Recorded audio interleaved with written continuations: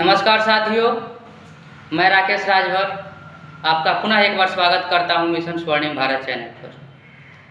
आज हम बात करेंगे जालौर राजस्थान में हुई घटना के बारे में। एक दलित समाज के बच्चों को वहां के स्वर्ण शिक्षक ने अपने मटके से पानी पीने के अपराध में इतना मारा कि उसकी जान चली गई। ये दुर्भाग्यपूर्ण घटना उस धर्म की है जिस धर्म का वो बच्चा भी था और उस धर्म के शिक्षक भी थे। अगर वो बच्चा इस्लाम कबूल करके अपना नाम मुस्लिम रख के गया होता तो ये घटना उसके साथ नहीं घटी होती। अगर वो बच्चे के गार्जियन ईसाई धर्म कबूल करके और ईसाई बन के वो लड़का गया होता स्कूल में तो ये घटना उसके साथ नहीं घटती। अगर वो बच्चा सिख, बौद्ध या जैन बन के उस स्कूल में गया होता और मटके से पानी पिया होता तो शायद ये घटना उसके साथ नहीं घटती। लेकिन जिस धर्म का था उस धर्म में वो रहा, पैदा हुआ जिस धर्म में, उस धर्म का बनकर गया, उस धर्म के शिक्षक थे और ये घटना उसके साथ हुई और उसकी मृत्यु हो गई। और तमाम लोग अभी तो ये मानने को तैयार नहीं है कि सचमुच ऐसी घटना हुई होगी। कुछ विद्वानों का यह तर्क है कि शिक्षक ऐसा काम कर ही नहीं सकते, क्योंकि भाई पढ़ा लिखा व्यक्ति है, पानी पीने के लिए मटका छू देने के लिए भला इतना मार देगा कि जान ले लेगा। हालांकि उनको यकीन नहीं होगा, क्योंकि उनको लगता ही नहीं है कि आज के दौर में भी ऐसा होता है। उनको लगता है कि ये बहुत प्राचीन समय की बातें हैं जब ऐसी होती थी। लेकिन 2022 के अभी ये 8वें महीना चल रहे हैं और इस तरह के सीरियस केस लगभग सैकड़ों पर मंथ गिनाए जा सकते हैं, बताए जा सकते हैं। पिछले साल की बात करें, उससे पिछले साल की बात करें, कोई ऐसी साल नहीं है जिस साल में सैकड़ों हजारों इस तरह की गंभीर केस सामने नहीं आते हैं। और तमाम केस तो दब के रह जाते हैं, तमाम केस जो है थाना तक पहुंच नहीं पाते हैं और तमाम जो घटनाएं हैं वो लोग उसको नहीं उजागर कर पाते हैं, उसको सहन कर लेते हैं। पीड़ित जो समाज होता है वो अपनी आर्थिक कमजोरियों से या तमाम तरह की परेशानियों की वजह से उसको नहीं सामने ला पाता। तो ये दुर्भाग्यपूर्ण है। और इन्हीं सब चीज़ों से ऊब कर डॉक्टर अंबेडकर ने कहा कि सम्मान के लिए धर्म परिवर्तन करो, क्योंकि उन्होंने विदेश से पढ़ाई करके, तमाम दुनिया के अलग अलग बड़े बड़े यूनिवर्सिटी कॉलेज से पढ़ाई करके, उतने विद्वान व्यक्ति जब भारत में आए, कॉलेज में पढ़ाने गए, एक राजा के यहाँ ऊंचे पद पे काम करने गए, तो टेबल पे फाइल उनको फेंक के दिया जाता था। टेबल पे टच कोई अधिक उससे निचले रैंक का भी स्वर्ण जाति या ऊंची जाति का जो व्यक्ति कहलाता था वो टच नहीं करता था। पानी उनके लिए अलग रखा जाता था। तो उस मुकाम पे पहुंचा व्यक्ति जब छुआछूत का शिकार हुआ तो उसने ऐलान किया कि मैं हिंदू धर्म में पैदा हुआ, पैदा होना मेरे बस की बात नहीं था, लेकिन मैं मरूंगा हिंदू धर्म में रहकर नहीं, मैं इस धर्म को त्याग दूंगा। और उन्होंने जो ऐलान किया, ऐलान के 20 साल बाद बौद्ध धर्म को अपनाया और उस 20 साल के अंतराल दुनिया के तमाम धर्मों को उन्होंने पढ़ा। ईसाई को पढ़ा, सिख को पढ़ा, जैन को पढ़ा, बौद्ध को पढ़ा, इस्लाम को पढ़ा। और दुनिया के तमाम धर्मों को पढ़ने के बाद वो जिस समाज से आते थे उस समाज की मुक्ति के लिए उन्होंने बौद्ध धर्म को चुना।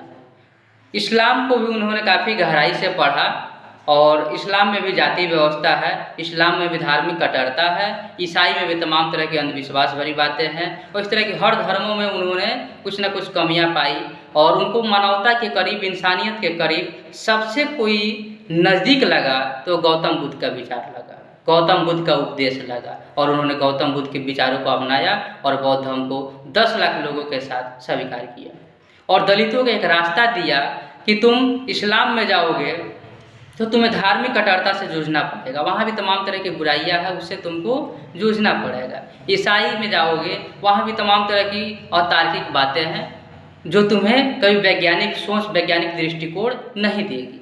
इस तरह की तमाम उन्होंने कमियों और अच्छाइयों को बताया और 10 लाख लोगों के साथ बौद्ध धर्म को अपनाकर दलित वर्ग को, या यूँ कहें तो इस देश के बहुजन समाज को, जो कभी वर्ण व्यवस्था के अनुसार चौथे वर्ण में आते थे, उनको एक रास्ता दिया, एक विचार दिया कि तुम्हें कहाँ जाना है और क्या करना। लेकिन लोगों ने आज भी उसको बेहतर तरीके से नहीं अपनाया। और आज के समय में जब भी इस तरह की घटनाएं घटती है तो लोग कहते हैं बहुत पुरानी बीमारी है, कहीं कहीं तो ऐसी घटना हो जाती है, कोई बड़ी बात नहीं है। कहीं कहीं इस तरह की घटना होती है तो इस लेवल की घटना हो जाए कि किसी की हत्या कर दी जाए, ये जायज़ नहीं है। एक मामूली छुआछूत की घटनाएँ कुछ हद तक क्षम्य है कि चलिए हज़ारों साल की बीमारी है, इतनी आसानी से नहीं जाएगी।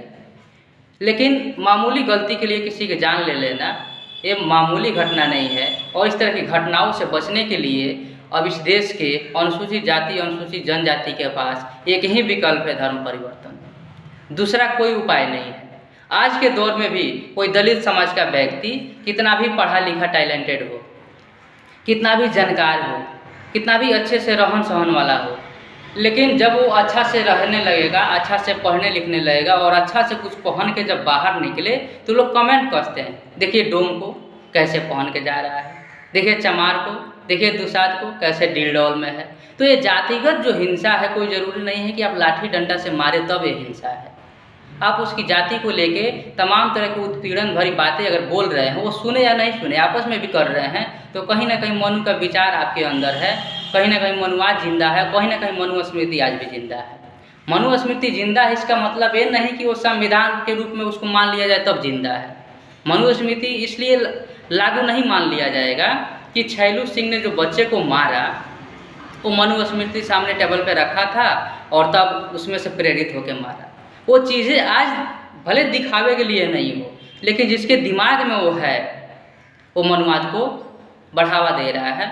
और ये धर्म कभी भी मानवता के पक्ष में नहीं रहा, तमाम वैज्ञानिक खोजों के विरोध में रहा, तमाम तरह की जातीय हिंसा शुरू से लेकर आज तक करते रहा, कभी उसके सुधार के पक्ष में रहा नहीं।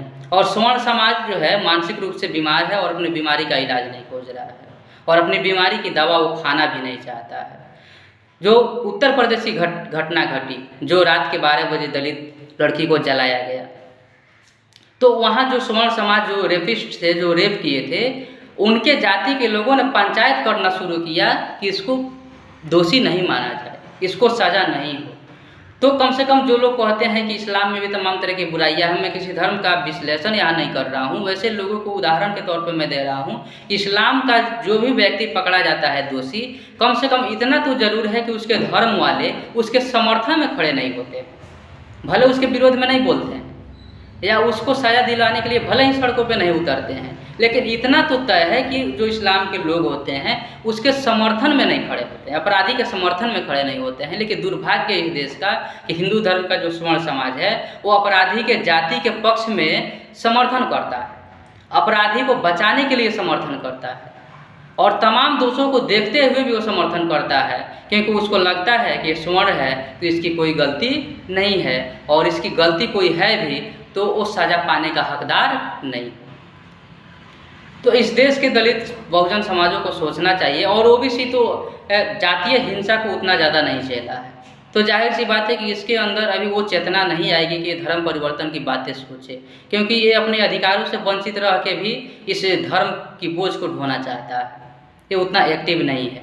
लेकिन जो जातियाँ, तमाम दलित की प्रमुख जातियाँ या आदिवासी समाज की तमाम जो प्रमुख जातियाँ हैं जो बार बार हाशिए की शिकार होती है या जो बार बार जो हिंसा और घटना इनके साथ होती है, उनको सोचने की ज़रूरत है, उनको अपने बहुजन महापुरुषों को पढ़ने की ज़रूरत है। क्योंकि एक आम बात नहीं है, मैं सिर्फ छैलू सिंह और उस बालक के विषय पे बात नहीं कर रहा हूँ। पिछले साल उत्तर प्रदेश की एक लड़की के साथ हुई, या अभी पिछले महीना ही 2 माह पहले राजस्थान में ही जितेंद्र मेघवाल की मूछ रख लेने की वजह से हत्या हुई। और मूछ रख लेने, घोड़ी पे चढ़ने, ये तो आम बात है।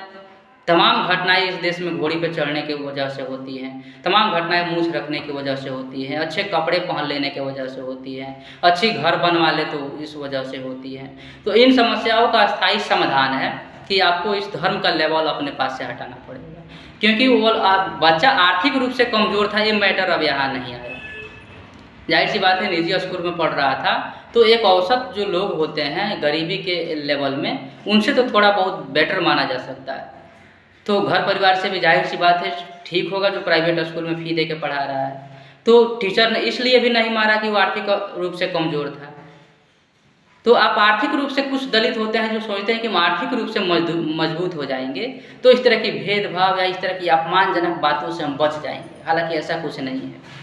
राष्ट्रपति पद पर रह के रामनाथ कोविंद के साथ धक्का मुक्की हो गई, मंदिर में घुसने नहीं दिया गया। क्या उनके पास पैसे की कमी थी? जीताराम मांझी मुख्यमंत्री होकर जब मंदिर में जाते हैं तो उनको अगले दिन मंदिर से जब बाहर जाते हैं तो मंदिर को धोया जाता है। क्या उनके पास पैसे की कमी थी? अखिलेश यादव जब मुख्यमंत्री पद से हटते हैं तो कुर्सी को या पूरे मुख्यमंत्री आवास को गंगा जल से धोया जाता है। क्या उनके पास पैसे की कमी थी? स्वामी प्रसाद मौर्य, कलराज मिश्र ने मंच पे हाथ झटक दिया कि तुम उस जाति के हो कि हम हाथ तक तुमसे नहीं मिला सकते। या एक डिप्टी सीएम दिनेश शर्मा कुर्सी पे बैठा हो, दूसरा राजपूत जो मुख्यमंत्री अजय सिंह बिष्ट कुर्सी पे बैठा हो और बीच में इसको स्टूल दिया जाता है। तो इस तरह की अपमान की घटनाएं लगातार दलित, पिछड़े, आदिवासी समाज के बड़े बड़े चेहरों के साथ करके दिखाया जाता है कि तुम इस समाज के लोगों देखो। उदाहरण के लिए हम ऐसा कर रहे हैं कि जब तुम्हारे समाज के बड़ी बड़ी हस्ती को हम कुछ नहीं समझते हैं, जब मर्जी तब जैसे कुछ कर दे रहे हैं, तो तुम कुछ नहीं हो। तुम आसानी से हमारी गुलामी को स्वीकार करो, चुनौती मत दो। चुनौती दोगे तब तुम खतरा हो। गुलामी स्वीकार करो, आराम से इस मुर्दे धर्म को ढोते रहो, तब तुम बेटर हो। अन्यथा उदाहरण के तौर पे अपने बड़े बड़े जाति के नेताओं को देख लो, अपने समाज के बड़े बड़े नेताओं को देख लो, अच्छे पद पे बैठे हुए और अच्छे कपड़े और अच्छे आर्थिक रूप में होने के बावजूद भी उनके साथ हम भेदभाव किए, छुआछूत किए, क्योंकि मेरा मूल सिद्धांत यही है, मेरे धर्म का मूल सिद्धांत यही है और इससे हम दूर नहीं हो सकते। आज के दौर में तमाम अंधविश्वासी बातों को बढ़ावा देने के लिए वो लोग आगे रहते हैं। आज ज़माना चांद पे पहुंच रहा है, आज ज़माना मंगल पे पहुंच रहा है और आज हम लोग मटका से पानी पीने के लिए एक बालक को मार रहे हैं। आज ज़माना नासा के वैज्ञानिकों की ओर देख रहा है और तमाम चीज़ें खोज की जा रही है और हम लोग कोरोना को माता मान के पूज रहे हैं। तमाम लोग ऐसा कहते हैं कि वो टीचर शिक्षित था, कैसे कर दिया, हमको तो यकीन ही नहीं रहा, हमको तो लग रहा है फेक न्यूज़ है। हालांकि वीडियो वायरल है, फिर भी उनको यकीन नहीं होगा। हालांकि उनको यकीन नहीं होगा क्योंकि वो इस दुनिया में रहते ही नहीं। उनको इस दुनिया से मतलब होती, इस समाज से मतलब होता, इस देश से मतलब होता, उनको इंसानियत मानवता से मतलब होता, तो वो शायद खोजबीज करते और न्यूज़ की कटिंग को अगर देख के नहीं यकीन करते तो कम से कम उस वीडियो वायरल जो हो रही है उसको देख के यकीन करते कि सिर्फ पानी पीने के लिए भी भला क्या कोई उस कदर मारता। तो आपको सोचने की ज़रूरत है। ये काफ़ी गंभीर मसला है और बार बार होता है, ये ऐसा आम बात नहीं है। आज आप एक्टिव हुए, ज़्यादा से ज़्यादा क्या करेंगे, उसको सजा दिलाएंगे, जेल रहेगा 5 साल 10 साल या आजीवन। लेकिन ये घटनाएं रुकेगी नहीं। ये घटनाएं रुकने को होती तो हर साल इस तरह की बड़ी बड़ी घटनाएं घटती है और रुक गई होती सजा दिलाने से। वो एक सोच है जो सोच आसानी से उनके दिमाग से नहीं जाएगी, जो मानते हैं कि धर्म उनकी बकौती है। वो मानते हैं कि धर्म में जो सिलसिलेवार एक कैटेगरी बनाई गई है वो कायम रहे। वो चाहते हैं कि जो वर्ण व्यवस्था बनाई गई है वो कायम रहे। वो चाहते हैं कि जो हमारा जातीय दम्भ है, जो जातीय अहंकार है और जातीय जो वर्चस्व है वो कायम रहे। चाहे उसके लिए वो निष्ठा की किसी हद तक जा सकते हैं, मानवता की कत्ल करने के लिए किसी हद तक जा सकते हैं और तमाम तरह की गलत रूढ़ियों को बढ़ावा देने के लिए किसी भी हद तक जा सकते हैं। तो एक ही विकल्प है कि आप शिक्षित बने, संगठित रहें, जागरूक बने और हो सके तो इसका चोला अपने इस धर्म का चोला अपने सर से उतारें।